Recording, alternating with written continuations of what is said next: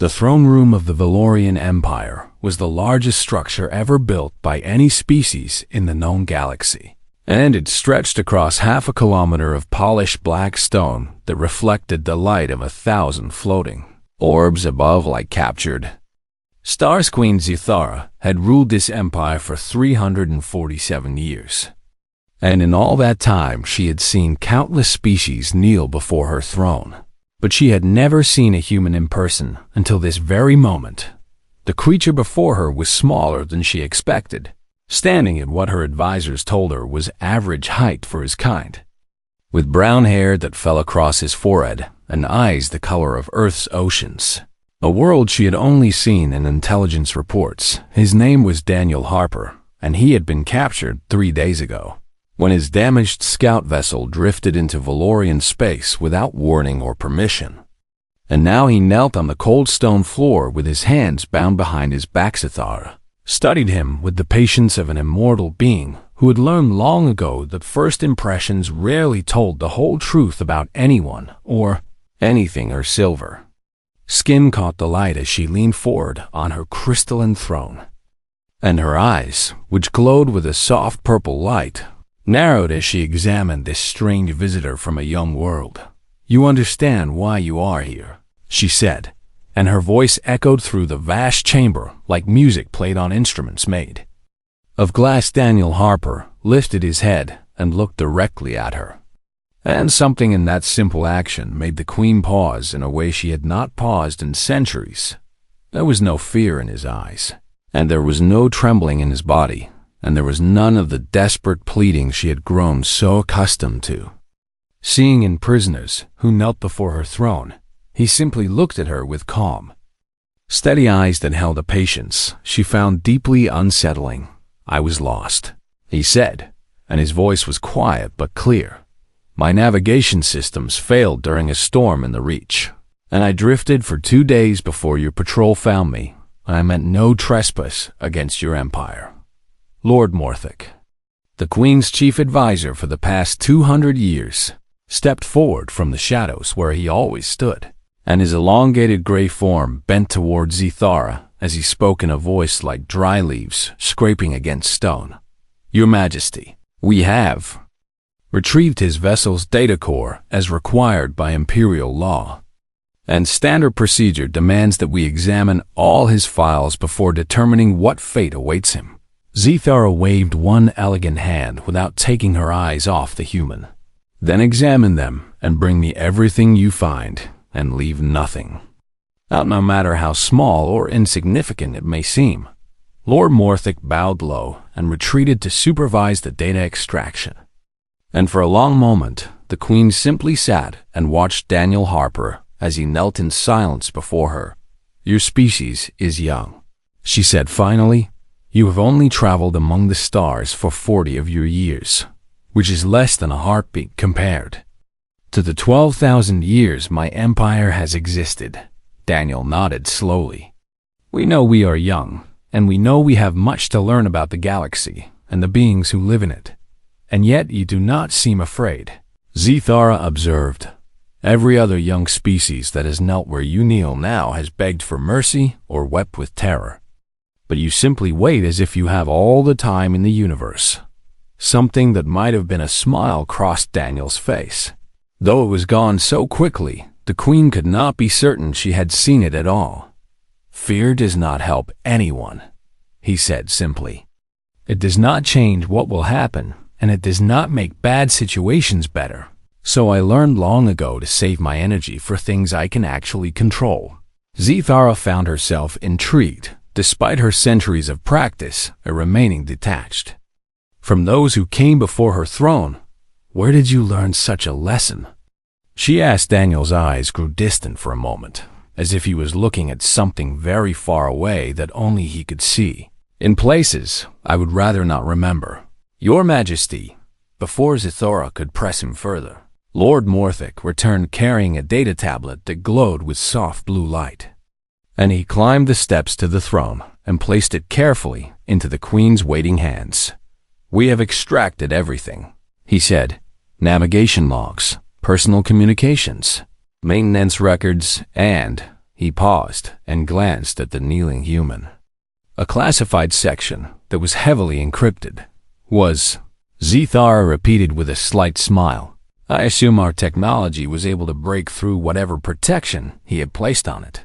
Of course, Your Majesty, though I confess the encryption was more sophisticated than I expected from such a young species.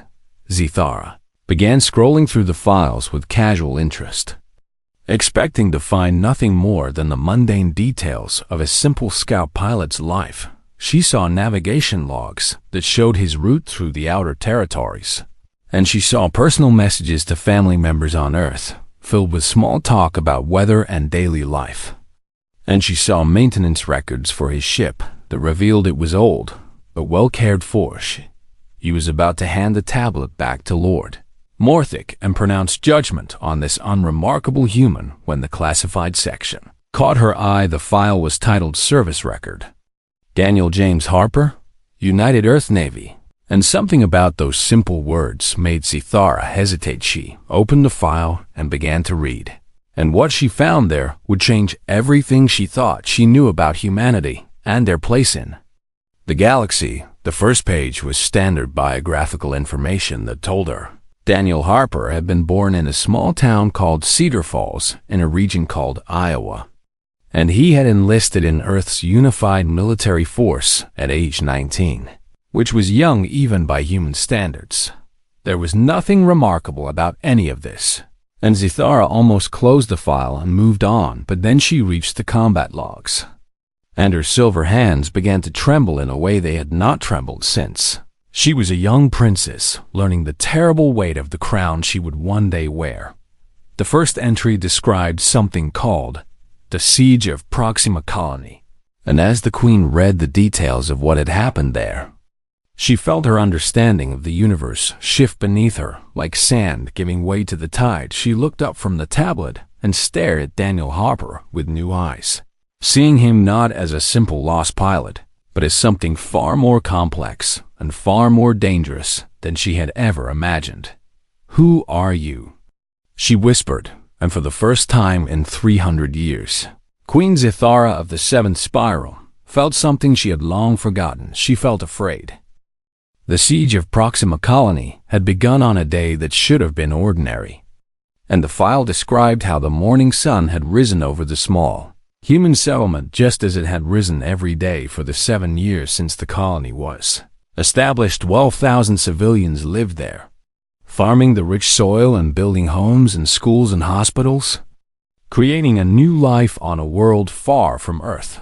The colony's defense force consisted of 200 soldiers, which was considered adequate for a settlement of that size in a region of space that had been peaceful for decades. No one expected what came next. The Kreth arrived without warning, their massive hive ships descending through the atmosphere like a swarm of metal insects blocking out the sun.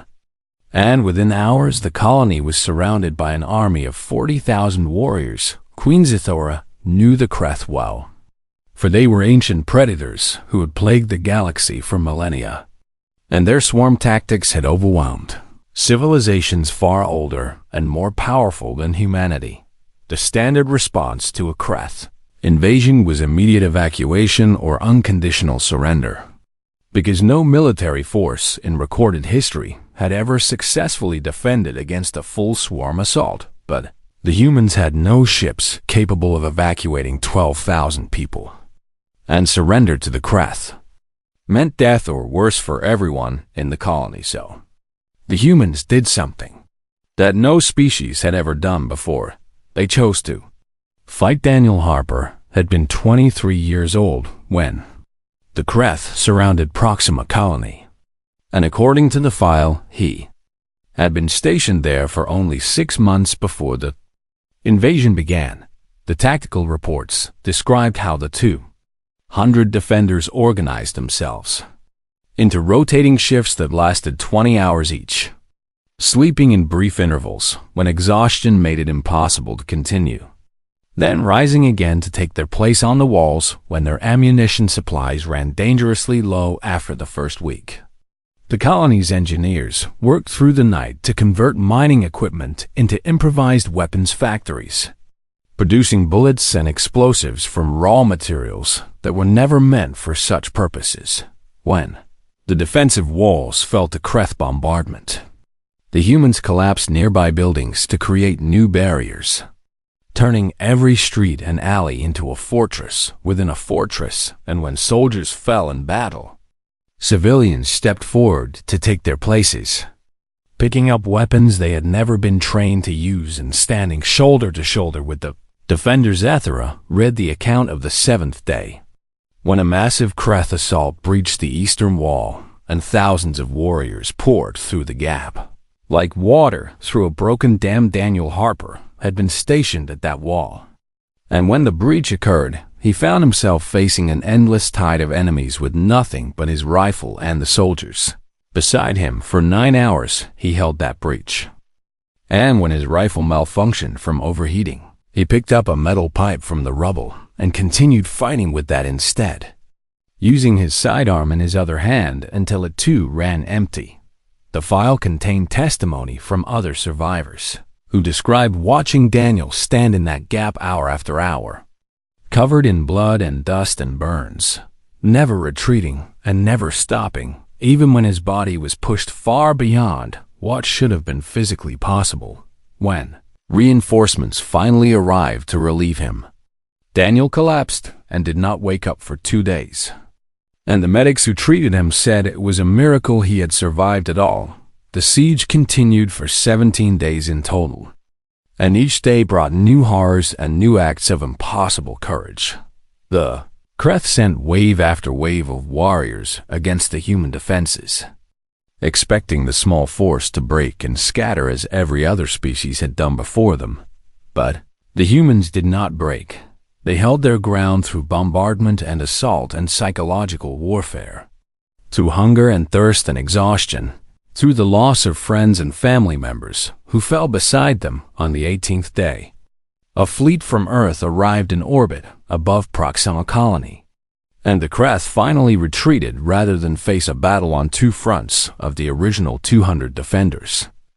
Only 31 were still alive when the siege ended, but the Kreth had lost over 30,000 warriors, more than they had lost in any single battle in their entire history as a species.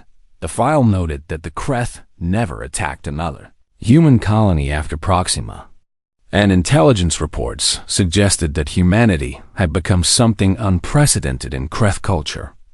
A species they feared rather than hunted. Ethera set the tablet down on her lap and stared at Daniel Harper, who still knelt quietly before her throne with that same calm patience she had found so unsettling.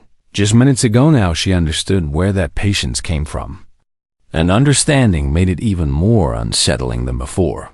"You were there," she said, and her voice was barely louder than a whisper. "You held that wall for 9 hours against thousands of enemies, and you did it with a metal pipe when your weapons failed." Daniel did not look away from her gaze. "I was not alone, Your Majesty, and there were others who did far braver things than I did, and many of them did not survive to see the relief fleet arrive. But you survived," Ethera pressed. "How does a single human survive 9 hours of close combat against the Kreth?" Something dark passed across Daniel's face, a shadow of memory that spoke of pain and loss and terrible choices made in desperate moments. "I was too stubborn to die," he said quietly, "and I had people behind me who were counting on me to protect them. So dying was not an option. I was willing to accept." Lord Morthic made a sound of disbelief. "Stubbornness is not a military strategy, human, and willpower alone cannot overcome such impossible odds." Daniel turned his head to look at the advisor, and something in his eyes made Morthic take an involuntary step backward. "You are right that stubbornness is not a strategy," Daniel said, "but when you have no other options left, when retreat means death for everyone you love, you find strength you never knew you had, and you keep fighting until the fighting is done or you are not capable of fighting anymore." He turned back to face the Queen. "My people call it the human spirit, Your Majesty. And it is the only weapon that never runs out of ammunition. Zithara looked down at the tablet still resting in her trembling hands. Knowing that the file contained more than just the story of Proxima Colony, she was afraid to read what came next, but she knew she had to continue, because understanding this strange and terrifying species had suddenly become the most important thing she had ever done in 3 centuries of rule. She opened the next combat log and began to read about something called the Battle of the Void Gate. And what she found there made the siege of Proxima Colony seem almost simple by comparison. The silence had been the greatest terror the galaxy had ever known. And Queen Zithara remembered the day her ancestors first learned of its existence over 4,000 years ago. It was an ancient machine intelligence that had emerged from the dark spaces between galaxies. A fleet of thinking ships that consumed everything in their path and left nothing behind but empty worlds and dead stars. 17 civilizations had fallen to the silence across 3 galaxies. Species that had existed for millions of years wiped away like dust before a storm. Their worlds stripped of resources and their people erased from existence. The Valorian Empire had spent 4,000 years preparing for the possibility that the silence might one day appear in their space, building a massive fleet designed not for battle but for evacuation, because every military mind in the Empire agreed that fighting the silence was suicide. When the Void Gate opened near human territory 8 years ago, spilling the ancient machine fleet into the galaxy like a wound bleeding darkness. Zithara had expected humanity to flee or beg for help from the older species, who understood what they were facing. Humanity had possessed interstellar capability for only 32 years when the silence arrived, and their ships were primitive things compared to Valorian vessels, with fragile hulls and weak weapons and shields that could barely stop an asteroid. They should have run, and every logical calculation said that running was their only hope of survival. But humanity did not run. The Battle of the Void Gate began when 17 human vessels positioned themselves between the silence and the colony worlds that lay behind them, facing a fleet of over 1,000 machine ships that had destroyed civilizations far more advanced than Earth's. Zithara read the tactical logs with the trained eye of a ruler who had studied warfare for 3 centuries. And what she saw on those pages made no logical sense. The human ships were outmatched in every measurable way, slower and weaker, and carrying weapons that could barely scratch the armor of the silence vessels. Yet they flew directly into the heart of the machine swarm without hesitation. The first wave of human ships targeted the largest silence vessels, flying at maximum speed toward their targets with no attempt to evade or retreat. And when they reached point-blank range, they overloaded their own reactors in calculated suicide runs that tore massive holes in the enemy formation. Ship after ship sacrificed itself in this manner, each crew knowing they would not survive but choosing to die in a way that would hurt the enemy as much as possible. Daniel Harper had served aboard a vessel called the Defiance during the battle, and the file described how his ship had been damaged early in the engagement when a silence weapon punched through their hull and killed half the crew. The surviving officers made a decision that would have seemed insane to any other species, and they turned their crippled ship toward the largest silence command vessel in the fleet and accelerated to maximum speed. When their engines failed before they could reach ramming distance, 12 crew members, including Daniel, volunteered for something even more desperate. They loaded themselves into escape pods modified with cutting equipment and small arms, and they launched themselves directly at the silence command ship, intending to board the enemy vessel and destroy it from within. The file contained recordings from the boarding action, and Zithara listened with growing disbelief as 12 humans cut their way through the hull of an ancient machine warship and fought their way toward its core. The corridors of the silence vessel were filled with combat drones, mechanical soldiers designed for close quarters fighting that had never been defeated by any organic species.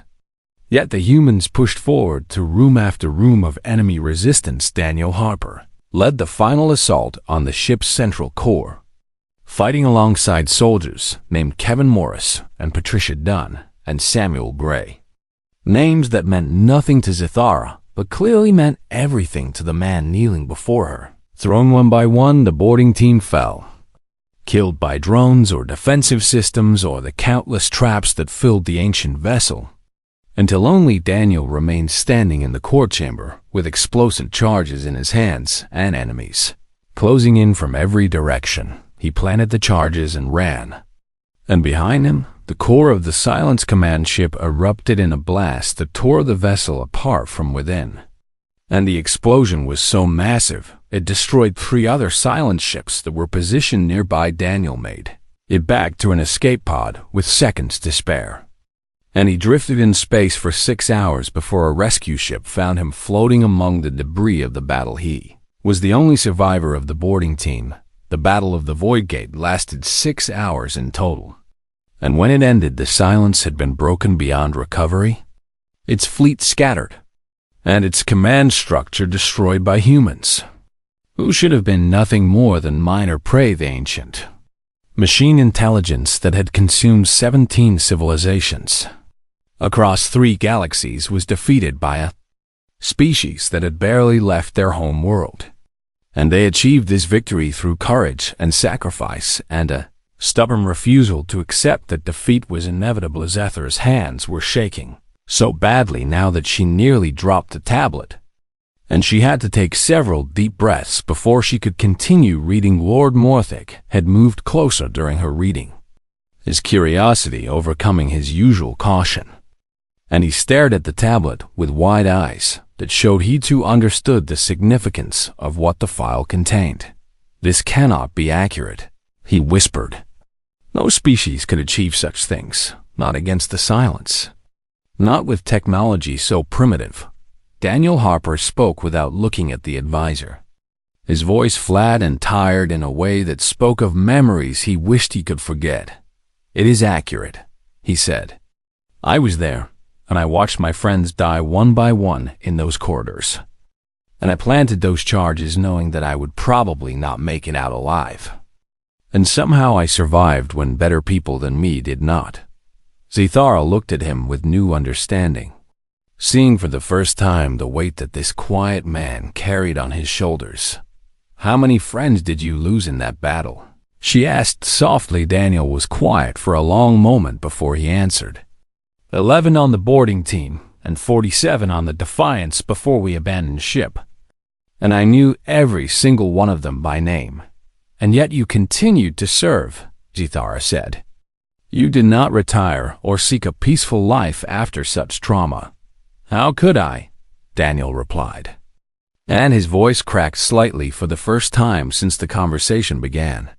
"They died so that others could live. And if I stopped fighting, then their sacrifice would mean nothing. So I keep going because I owe them that much at least." Zithara set the tablet down on her throne and simply stared at the human before her.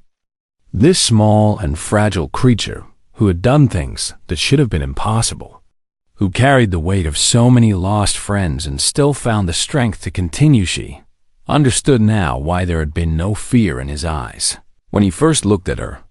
Because a man who had faced the Silence and survived had nothing left to fear from anyone or anything. But the file was not finished, and Zithara knew she had to read the rest, even though part of her wanted to stop and never learn what other secrets this remarkable human carried within him. She picked up the tablet again and turned to the next section, which was not a combat log but something far more personal, and what she found there broke her heart in ways she had not known were still possible after 300 years of ruling an empire built on strength and power and the cold logic of survival.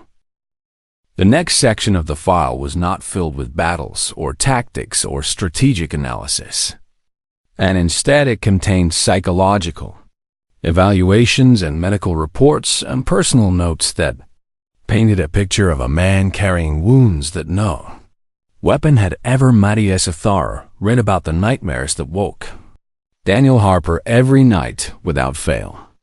Dreams filled with the faces of friends who had died beside him and the sounds of battles that would never stop echoing in his memory. She read about the survivor's guilt that followed him like a shadow. The constant question of why he had lived when so many better people had fallen. And the terrible weight of feeling unworthy of the survival that had been granted to him, the psychological evaluations described. A man who struggled every day with the memories of what he had seen and done, yet somehow found the strength to keep moving forward when lesser spirits would have been crushed by such burdens. But it was the personal section of the file that affected Zithara most deeply, because there she found the true heart of who Daniel Harper really was. He had a daughter named Lucy who was 7 years old and waiting for him back on Earth. And the file contained copies of letters he had written to her during his long deployments in Space Orcs. Read those letters with tears forming in her eyes for the first time in centuries, because they were filled with such simple and powerful love that she could feel it radiating from every word.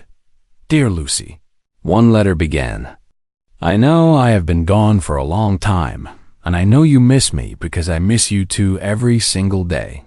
But I want you to know that everything I do out here in the stars is for you. And I think about your smile every night before I go to sleep, and it gives me the strength to keep going. Another letter talked about promises he had made to her.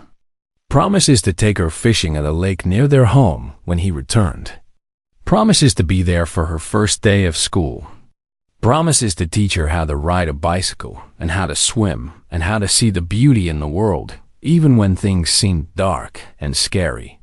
I know the universe can be a frightening place, he had written, but I want you to grow up knowing that there are good people out there who will always fight to protect you, and your daddy is one of those people. And he will never stop fighting to make the galaxy safe for you and all the other children who deserve a chance to grow up in peace.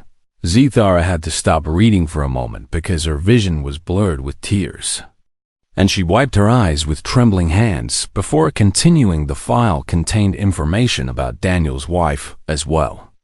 A woman named Margaret, who had been a teacher at the school on Proxima Colony before the Kreth invasion. Margaret had not been a soldier, and she had never held a weapon in her life before the day the Kreth surrounded the colony and began their assault on the walls. But when the soldiers started falling and the defenders grew desperately thin, Margaret had picked up a rifle from a fallen friend and taken her place on the line with the others. The file described how she had positioned herself in front of a shelter filled with children from her school. Children she had taught and cared for and loved as if they were her own. And she had refused to move from that spot, even when the fighting grew fierce around her. She died on the 12th day of the siege, killed by a Kreth warrior who broke through the line near her position. But not before she had held that shelter for 3 days and nights. Without sleep or rest, Daniel had found her body after the battle ended, still clutching her rifle, still positioned between the enemy and the children she had given her life to protect. All of the children in that shelter survived. Because of her sacrifice, the file noted that Daniel had not spoken for 4 days after finding his wife. And when he finally did speak, his first words were to ask about the children she had been protecting, to make sure they were safe and being cared for. He had arranged for all of them to receive scholarships to the best schools on Earth, paid for from his own military salary. And he still sent letters to each of them on their birthdays, even years after the siege had ended. Zithara found a final personal note in the file, written by Daniel himself in what appeared to be a private journal entry that had been included in his service record for reasons she did not understand. I am not a hero, he had written. Heroes are the ones who did not come back, the ones who gave everything they had and received nothing in return except a folded flag and a name on a memorial wall. And I am just a man who was too stubborn to die, carrying the weight of those who were braver than I will ever be. If I ever stop fighting, then their sacrifice means nothing. And Margaret's death means nothing. And all those friends I lost in the corridors of the silent ship died for nothing. And I cannot let that happen. So I keep going. Not for glory and not for recognition, and not because I think I am special in any way, but just for them. For all the ones who should be here instead of me. And for Lucy, always for Lucy, because she is the only light I have left in a universe that sometimes seems very dark indeed. Zithara set the tablet down and looked at Daniel Harper through eyes that were still wet with tears. And she saw him differently now than she had seen anyone in 300 years of ruling the Valorian Empire. She saw a man who had lost everything that mattered to him except his daughter, who carried the memory of his wife's sacrifice and his friends' deaths like a weight that never grew lighter, who fought not for himself, but for all the people counting on him to protect them. She saw a human, truly saw one for the first time. And what she saw was not weakness or primitiveness or the fragility she had always associated with such a young species. What she saw was strength beyond anything she had ever encountered. Strength that came not from power or technology or the span of years, but from something far more fundamental. She saw love. Stubborn and unbreakable and more powerful than any weapon ever built, and she understood at last why humanity had accomplished things that should have been impossible, why they had broken the Kreth and destroyed the silence and survived against odds that would have crushed any other species in the galaxy. They fought for each other, and that made them unstoppable. Lord Morthic was watching his queen with growing concern, because in all his years of service, he had never seen her weep, and he did not know what to make of the tears that now ran freely down her silver cheeks. "Your Majesty," he said carefully, "shall I have the prisoner removed so you may compose yourself?" Zithara shook her head slowly, her eyes never leaving Daniel's face. "No," she said, and her voice was soft but steady despite the emotion that filled it. "I have read enough to know what must happen next, and I will not delay it any longer." She rose from her throne, and the entire court fell silent at this unprecedented action, because the Queen of the Valorian Empire never rose for anyone, but Zithara descended the steps slowly, her silver robes trailing behind her like captured starlight, until she stood directly before the human who had changed everything she thought she knew about the universe. Daniel looked up at her, and for the first time since his capture, she saw something other than calm patience in his eyes. She saw hope. The throne room had never been so quiet, and even the floating orbs above seemed to dim their light as if they too understood that something extraordinary was about to happen. Queen Zithara stood before Daniel Harper, her silver skin glowing softly in the muted light, her purple eyes fixed on his face with an intensity that made several of her advisors shift nervously in their places. Lord Morthic watched his queen with a mixture of confusion and concern, because in 200 years of service he had never seen her behave this way toward any prisoner or any visitor from any species. "Do you know what we Valorians believe about the universe?"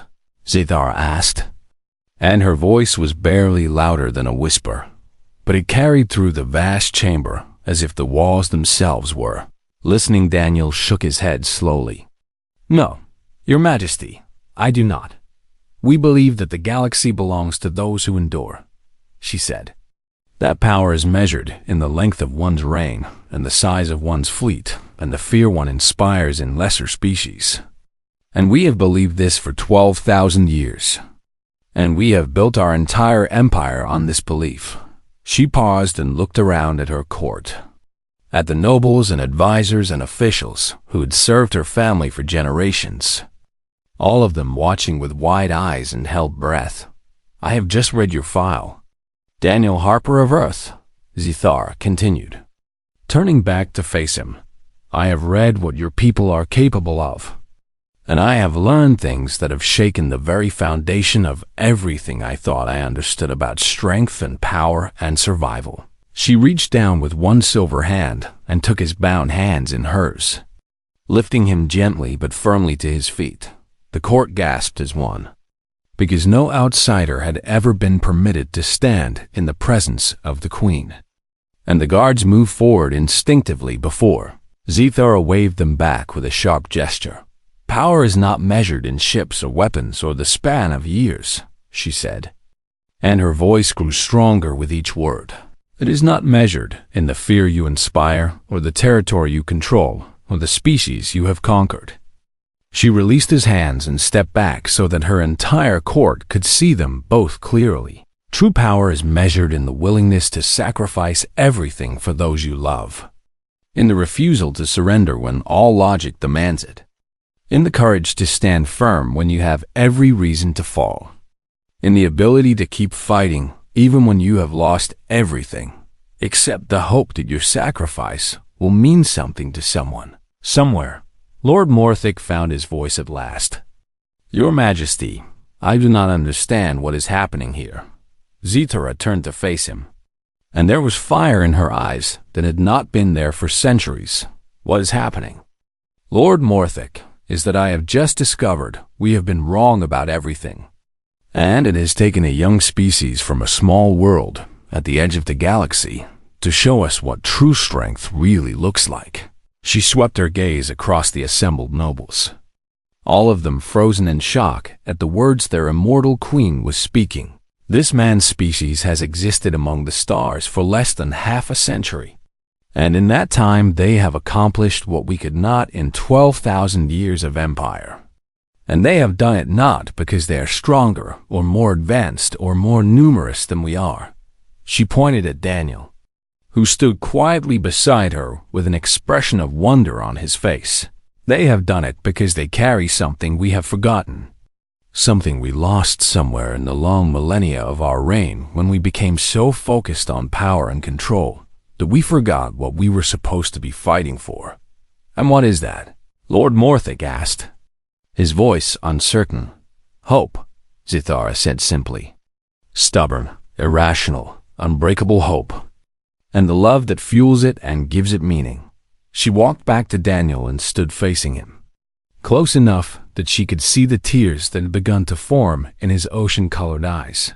"Your wife died protecting children who were not her own because she loved them, as if they were, and your friends died in the corridors of the silent ship because they loved their families and their world, enough to give everything they had.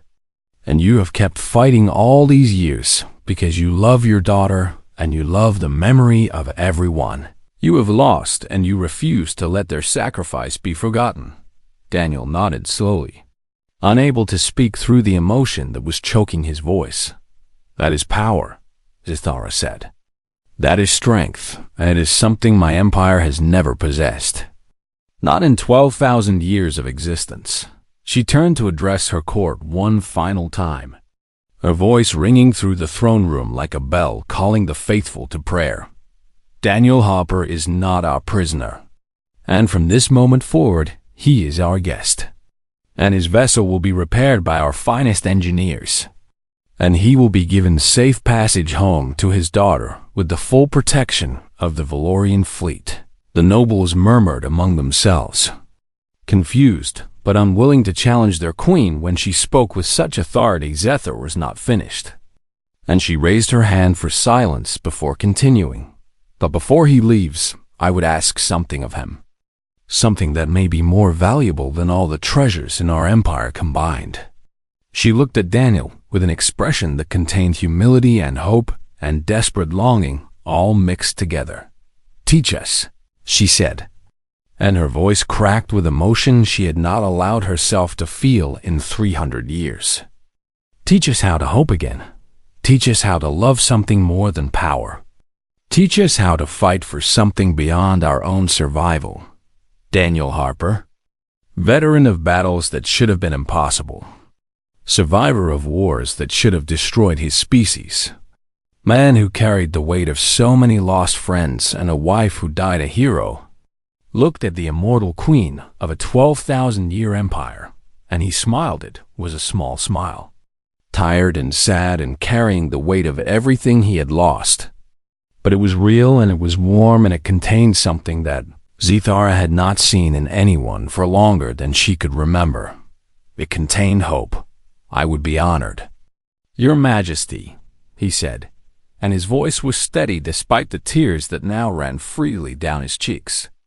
"But I have to warn you that hope is not something that can be taught in a day or a week or even a year. Then stay as long as you need to," Zithara replied, "and bring your daughter here when you are ready.